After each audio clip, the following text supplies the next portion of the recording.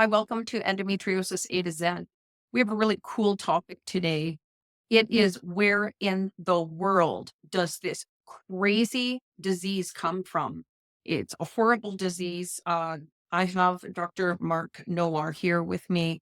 We wanted to talk about really where it's coming from and why it gets pissed off at you and creates these horrible symptoms. So, I mean, let's just start with this. Like, where is this coming from, Dr. Noor? Ah, well, that's a very important question.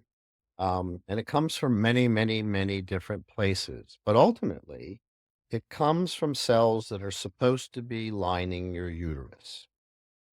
And so it doesn't necessarily mean that they were lining your uterus and then moved. It just means that that's where they're supposed to be.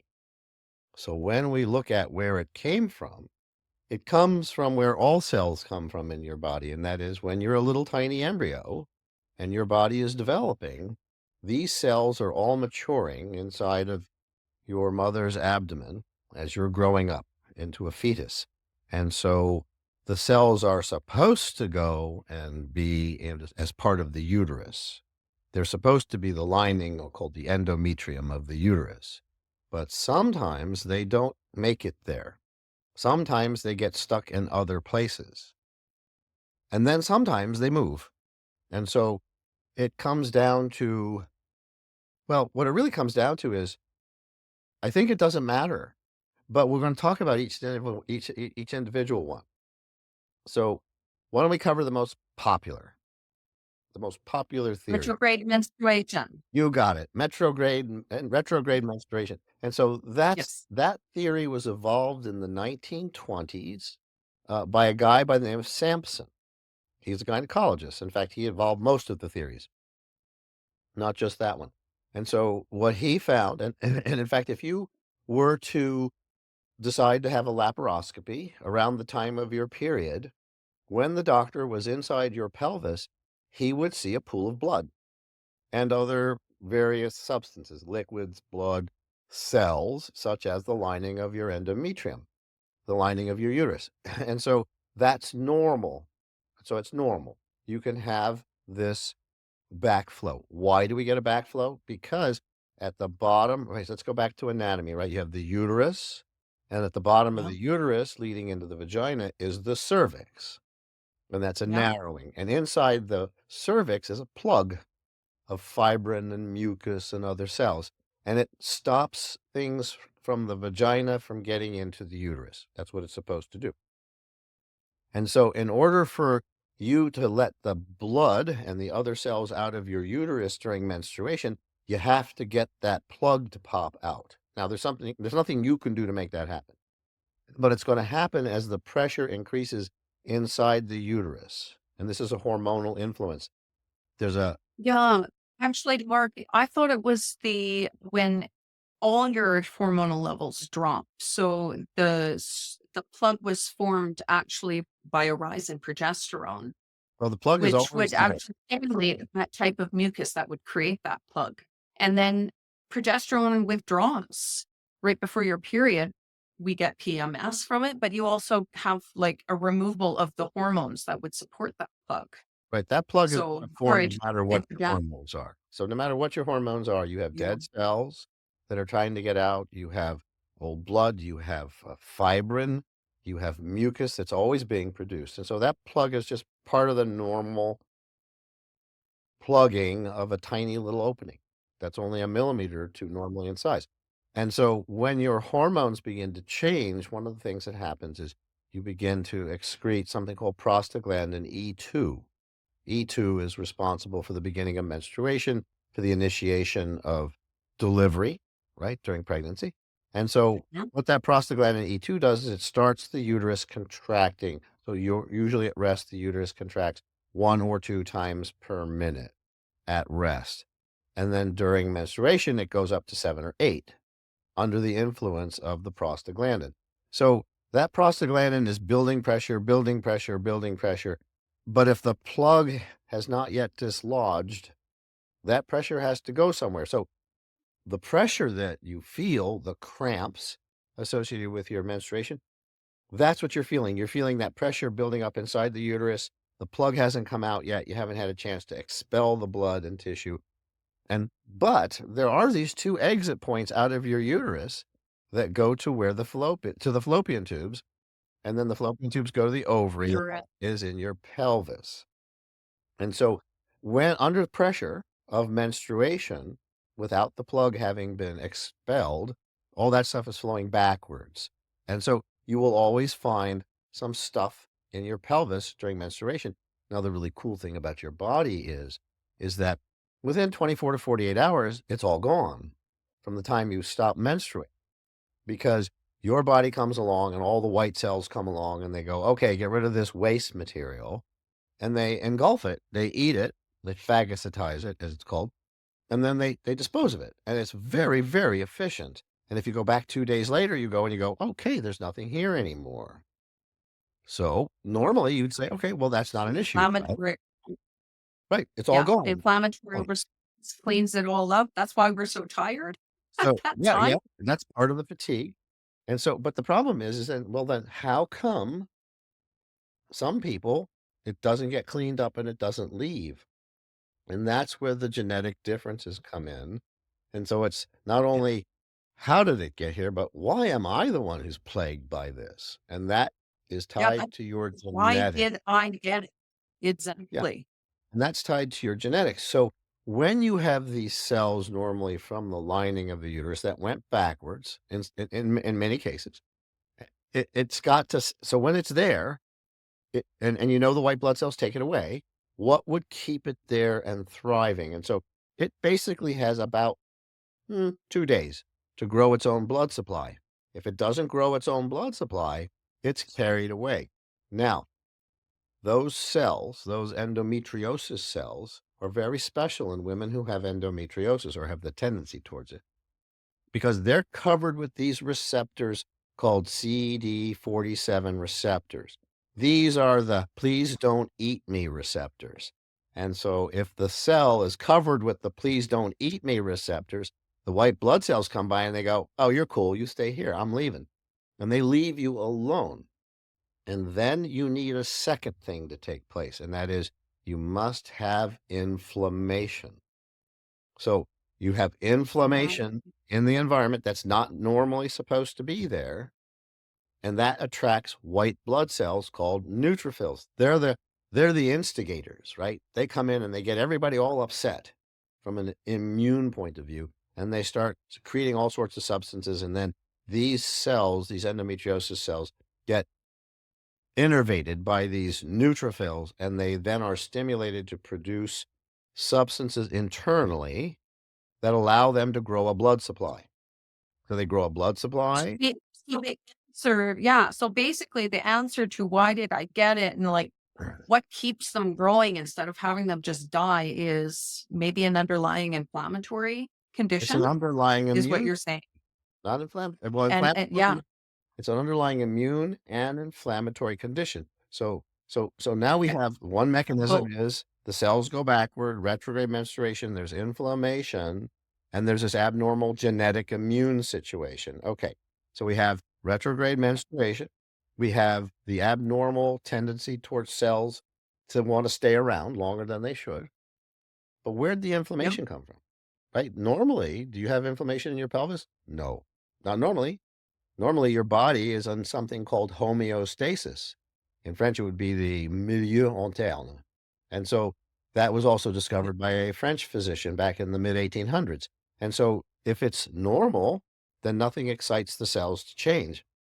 But so what makes it abnormal? Right? It's not like bacteria I'm decides to come I'm by one thinking day. I'm thinking right now how many inflammatory conditions there are, even in young people, like rheumatoid arthritis, IBS, colitis, But those are the a ton of results. Those juice. are the result of abnormal conditions, not the cause of the abnormal conditions. So now let's talk about the cause. How does your Okay. pelvis suddenly become inflamed to the point where it would attract neutrophils and then allowed your endometriosis to thrive? And the answer is bacteria.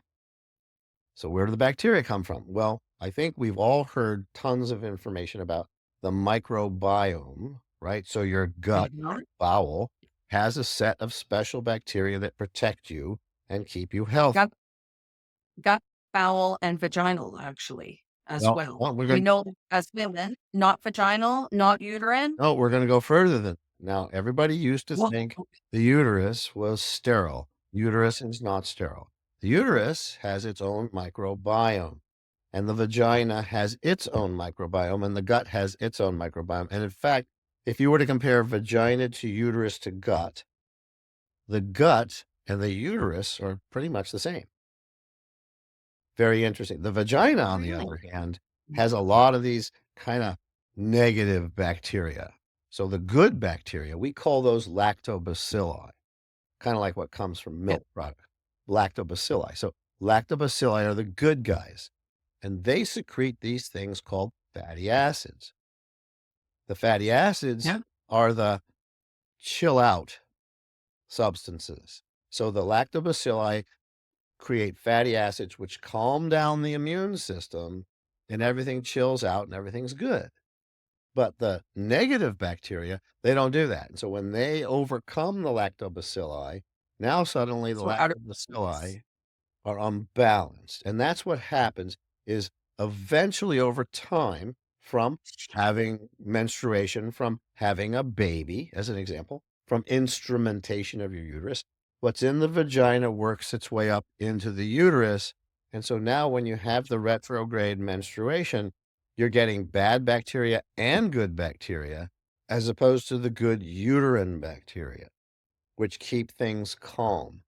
So that's another mechanism of action. And that's all involved in what we will call the menstrual cycle action. But Yeah. there are other causes.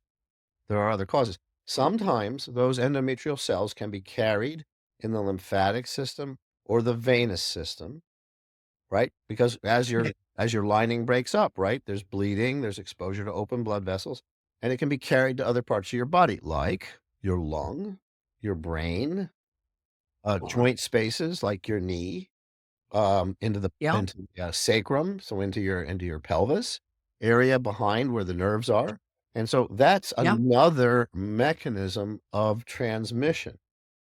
Or And then okay. there's one more we'll talk about, and that is, remember, the cells start in a certain place in the embryo, and then they migrate to the uterus, but they don't get there quite. And so many women will have these retained endometrial cells in their bowel or otherwhere, Okay. other places.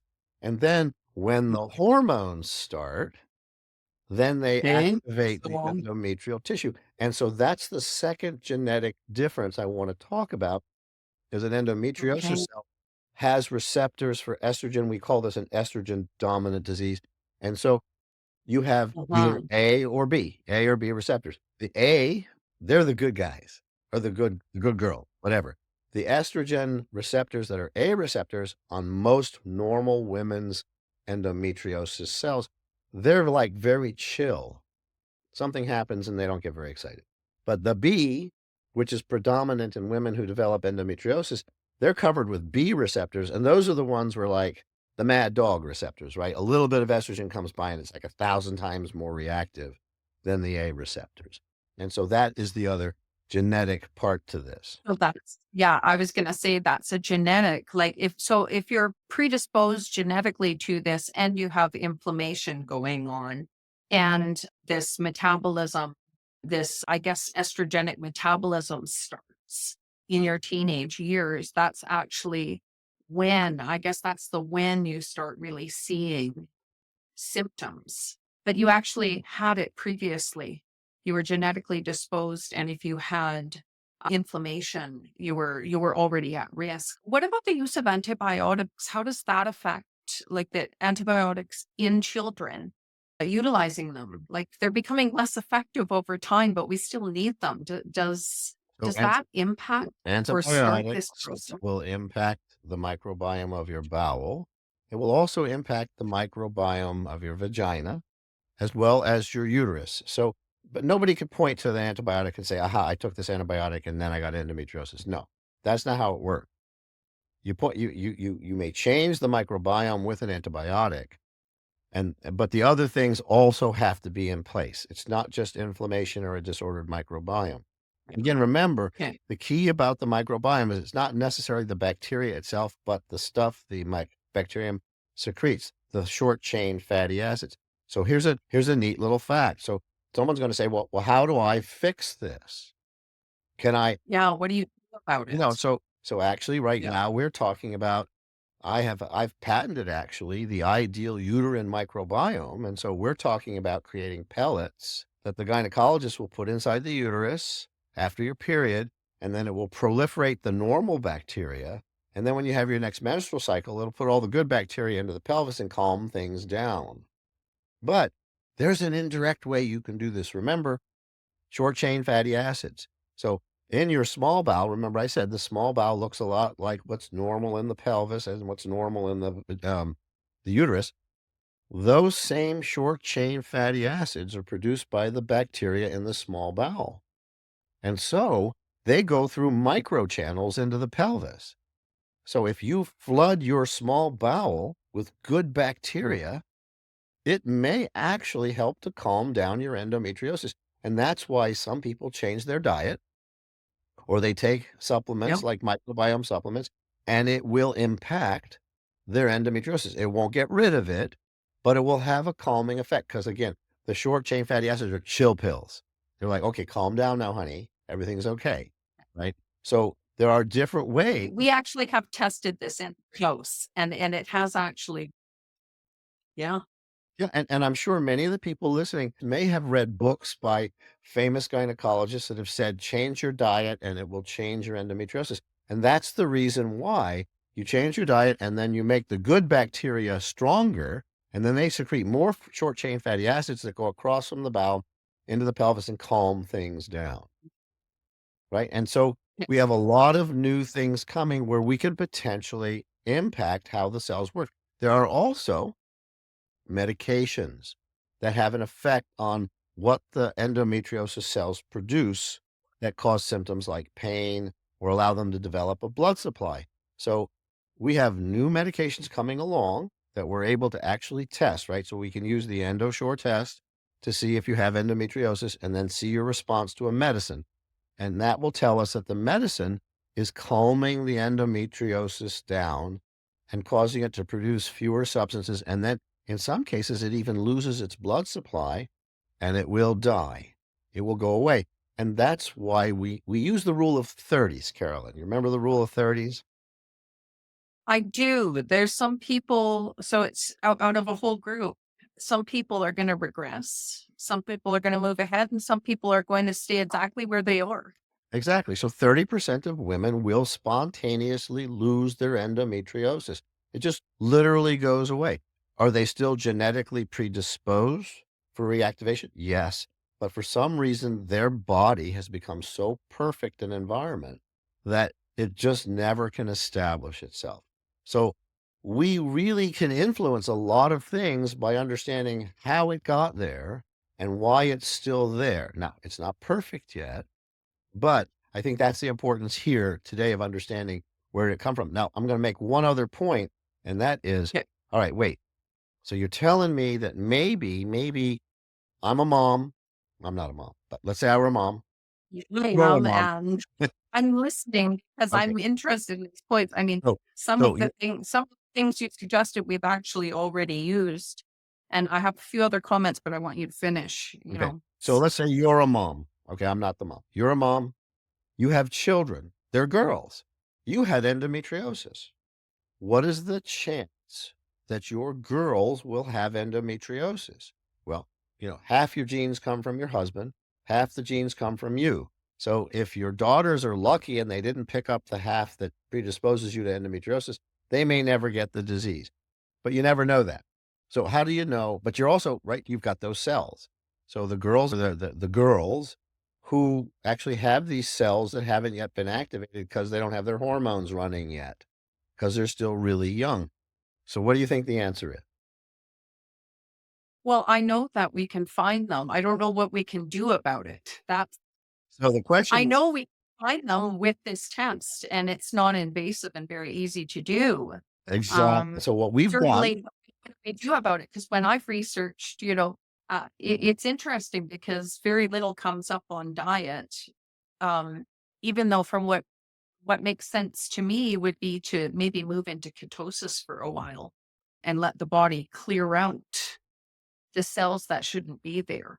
That's what came to my mind based on my knowledge of nutrition, etc., to give your body a rest. And so it's withholding carbohydrates, really. I don't know if I want to do that with a child, but certainly for adults, it's something that we can do Mhm. ourselves. So for children, you're right. First, you don't know what's going to happen. So you don't want to necessarily Yeah. manipulate a lot of things because you don't know. Are they going to end up with the disease?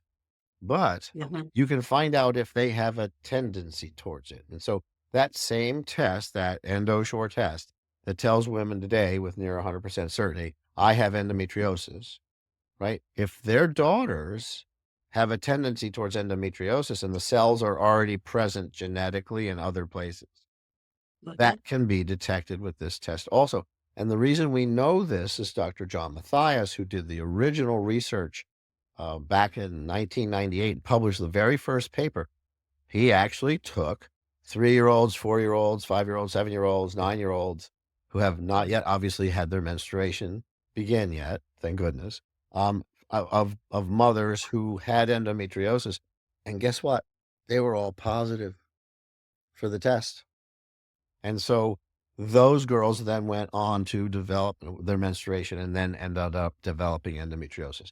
So we can actually detect it. Again, are you going to do anything about it for a 3-year-old or a 5? No, you're not going to do anything. Maybe you just make sure that they have a really good, well-balanced diet and they take Right. probiotic and reinforcing medications.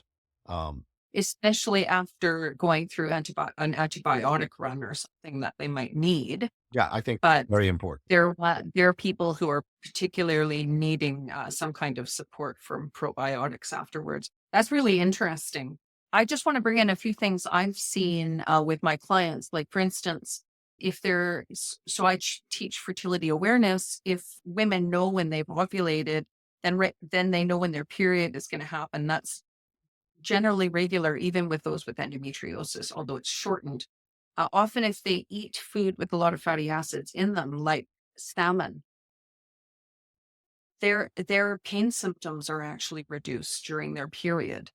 And so it's you don't have to eat it all the time, but having, you know, a number of servings a week or a fish oil at that time seem to actually help them. And so that's like one of the things, what can I do about it? It's not going to fix endometriosis, but it does deal with the pain a little bit. So what do you think about things like that? I think, first of all, none of this is scientifically proven, but you know No, what? it's not. It's harmless. The key is that you do everything you possibly can to make yourself better and maybe prevent yourself from having the disease. And you know what? Taking stuff like fish oil or a probiotic or increasing your milk products, which have the lactobacilli in them naturally, all of that, it's not going to hurt unless you have an allergy. None of this is going to hurt you. So the moral is do whatever it is that may or may not work. Again, now diet, there's studies that show that some diets actually make a big difference. Um, I don't know about fish oil coming from salmon or things like that, but hey, you know what? It doesn't cost much for you to try it. And if it works for you, then who cares what a study shows? It's about your body. It's pretty easy to do a very quick experiment for, each month trying something and keep it if it works. So it's like not medical advice. Certainly, this is not medical advice, but it's just easy things. And it does sort of make sense now that we've talked about sort of where this is coming from, why people get it, and being able to identify early, or at least once you have symptoms, being able to rapidly identify whether you have this disease or not. That's a huge benefit because then we can maybe swing people towards being able to go into remission with therapeutics. Exactly. So A lot of times you hear a question, okay, I just figured out I had endometriosis. Now what do I do?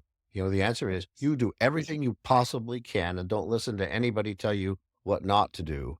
You do everything, you try everything, and some of the simple stuff is going to work for you, or maybe nothing will work for you. Everyone is an individual. That's another very important point. The number of types of endometriosis is it's trillions of different types of endometriosis. So you have to do what's right for you and ask your mother what she might have done that worked for her, Mhm. short of things like pregnancy and some of the obvious ones. But Yeah, by the way, Mark, I want to bring that up because it is Endometriosis Awareness Month. So we're filming this in March. And I actually really encourage women who have female daughters, talk to them about what you've experienced. And they are going to feel a lot safer coming to you if they start having symptoms. Like, you'll raise their awareness of symptoms to watch for. And that communication is open. Because if it isn't open between mother and daughter, they might actually hide out of embarrassment because it is linked to their menstruation. They might actually hide the symptoms until they can't hide it anymore because they can't bear pain. I'd really encourage that, actually.